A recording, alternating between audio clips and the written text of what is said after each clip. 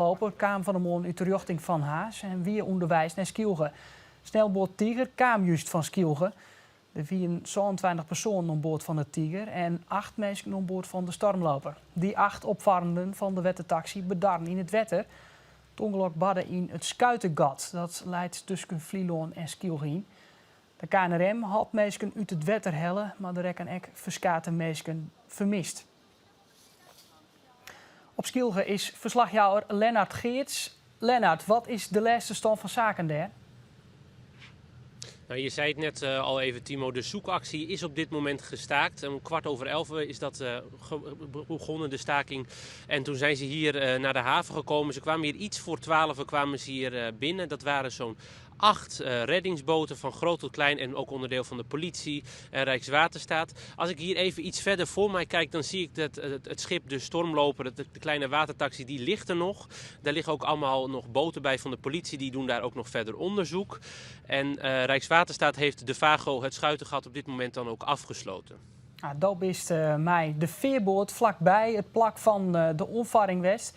Wat barre er nou correct van de morgen?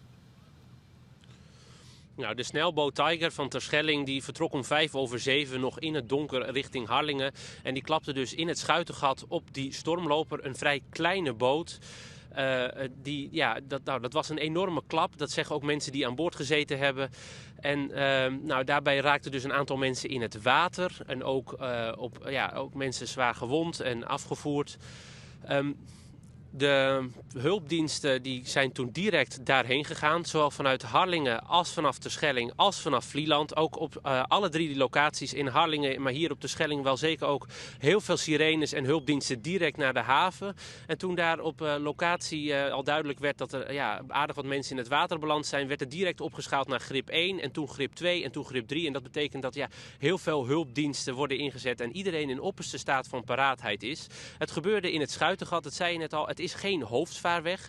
Rederij Doekse maakt er over het algemeen niet altijd gebruik van, omdat dat via een andere route is, maar gebruikt dat sinds kort om af te steken, om brandstof te besparen. En er is ook geen verlichting in het Schuitengat. Het is daar wat smaller en er mag ook niet hard gevaren worden. Dus er zijn wel een paar omstandigheden dat het is een gevaarlijke plek, om het zo maar te zeggen. Nou, dan zeiden ze, er is dus geen verlichting, geen boeien. Mijn verlichting dus. Wat waren de omstandigheden via bij die onvaring? Nou, of er echt sprake was van mist of slecht zicht, dat is nog niet helemaal duidelijk. Dat heb ik nog niet van iemand gehoord die zei van we konden echt slecht zien. Het was nog vroeg, het was om 6:20 vanochtend. Dus het was nog wel donker en er zit dus geen verlichting op die boeien. Dus het water is al vrij rustig de hele dag. Nu nog hier om mij heen. Er staan geen hoge golven, het is niet extreem harde wind. Dus die omstandigheden, daar zou het waarschijnlijk niet aan gelegen hebben. Nou, we weten dus wel dat de ziekactie naar de vermisten staakt is. Hoe is er naar die vermisten zocht? Dat is gedaan door allemaal verschillende boten van zowel Rijkswaterstaat als van de politie, als van de KNRM, als van Rederij Noordgat, een bergingsbedrijf hier op Terschelling. Die kwamen dus net ook allemaal tegelijkertijd aan. Er werd ook gebruik gemaakt van een helikopter, meerdere helikopters zelfs. En ook om mensen hier weer vanaf het eiland naar het MCL te vervoeren is een helikopter ingezet. Dus daar trok ook veel eilanders naar de haven en ook veel toeristen. Het is natuurlijk herfstvakantie, het is druk hier op het eiland. En je merkt ook echt, die sfeer hier is bedrukt en iedereen leeft daarin ook mee. Ja, want het kist al iets zeggen over de impact van deze onvaring op het eiland. Nou, je moet je voorstellen dat zo'n snelboot naar de wal, die gaat 3 keer per dag sowieso. Dus dat is ook de normaalste zaak van de wereld. En dat dan zoiets gebeurt, dat merk je direct dat eilanders dat heftig aankomt. Dat is gewoon, er gebeuren hier wel vaker dingen op zee, maar echt met zo'n snelboot, dat raakt iedereen. Want iedereen zit wel eens op die snelboot. Iedereen weet hoe dat is. En ook op zo'n watertaxi, heel veel eilanders gaan wel eens met een watertaxi. Dat wil je niet meemaken. Ik zelf ook. Ik ben laatst van Terschelling nog naar Vlieland geweest met de Stormloper. En toen kwamen we ook de snelboot tegen. Ik kan me nu wel goed indenken wat voor enorme klap dat geweest moet zijn. Ja, en zijn er al officiële reacties bij van de autoriteiten, als de gemeente? Nee, die hebben een persconferentie aangekondigd, maar dat is in Harlingen. Dat zal wel zijn omdat daar meer pers is. Daarna komen er dus ook meer reacties. Wat we wel dus weten is dat er 2 mensen zijn overleden. En dat er dus 2 mensen nog vermist zijn, maar dat daar op dit moment niet meer actief naar wordt gezocht. Duidelijk van nou. Lennart Geerts op Skilge mocht er reden wezen om bij waarom te komen, dan doen we dat vanzelfs. Toch dan dus naar Haas, want we hebben het correct, daar binnen dus een soort helptjesten bij elkaar om naar het plak van de onvaring te gaan van de moon. Daar is ik al de hele moon verslagjouwer Erit Science. Erit, wat hast je jongen? Ja, ik kon je van een afstandje als zien hoe te helptjesten je stien. Bronwacht, ambulances, polities, ze stien er alle keer. De KNRM heb ik gezien, die het op een gegeven moment onvaren kwam. Kijk wat achter mij, wat nou net zichtbaar is. Daar hebben zij 3 verwonden naar ambulances tabbracht en die binnen vervolgens naar de ziekenhuizen tabbracht. Intussen ben de helptjenesten hier stadig aan wat voortgaan en staan er liekwijn klaar. En het is ook wel een teken van hoe deze situatie er nou voor leidt. Dat we dus net meer zocht naar die overlevenden, maar dat we het zocht naar lichaams. Nou, snelboot de Tiger. Die zal onderzocht worden door de politie. Ook de onderzoeksraad van veiligheid die komt naar Haas daar voor onderzoek. Hoe is het met het belutsend personeel? Ja, personeel van die boot van Doeksen en van die sneltaxi die binnen aanhouden. Dat is procedure, zeggen ze bij de veiligheidsregio.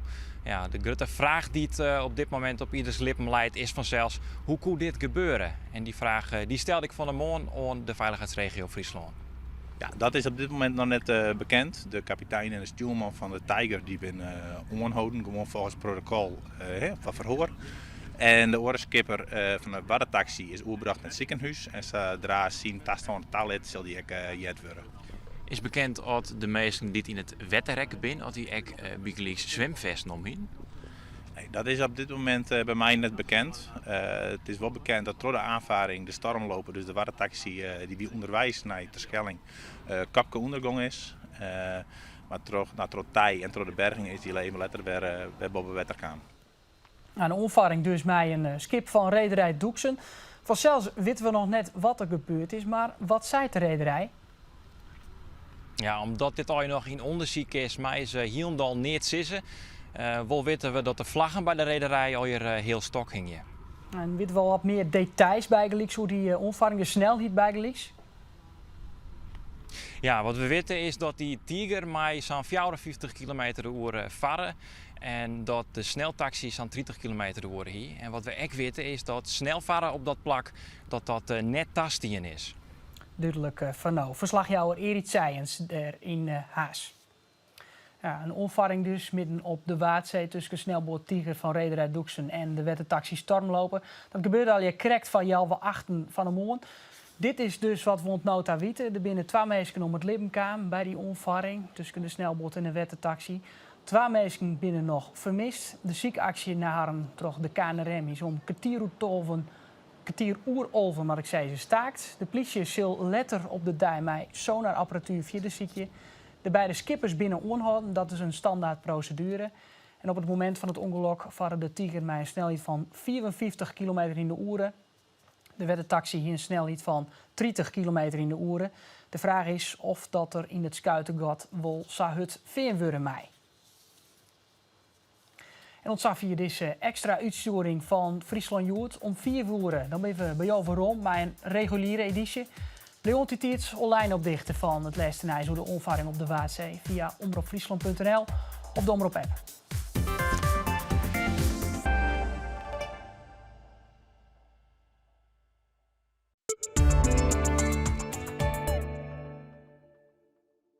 Hier ek in de goede meetje. Verder heb ik contact met Adrie de Boer. Die kreeg op een gegeven moment de telefoon. Hij nam de telefoon op. Ik zei met Adrie, hoe kant wie het Stef Bos. En wat Stef Bos kreeg vertelde het zin Adrie de Boer dat hij dan aast werd naar Sommieu en Multicolor. En